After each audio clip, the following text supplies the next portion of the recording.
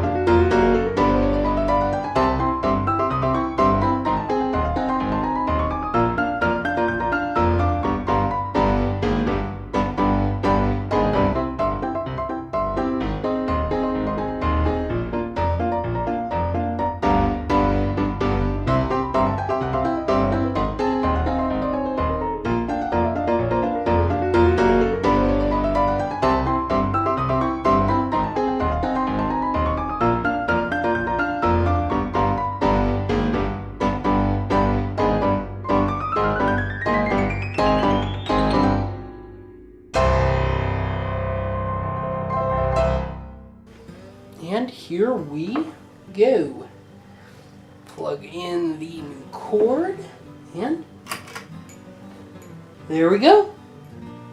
Not half bad. In case you guys were wondering, because I don't think I mentioned it in the slides, this thing up here loosens, and then you can reposition it. to stay wherever you want it to. That's what that little thing is for. It's like a little handle just to grab it on.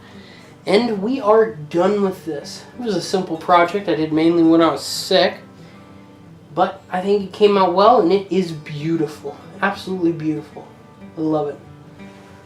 That's it for this time. Happy trails.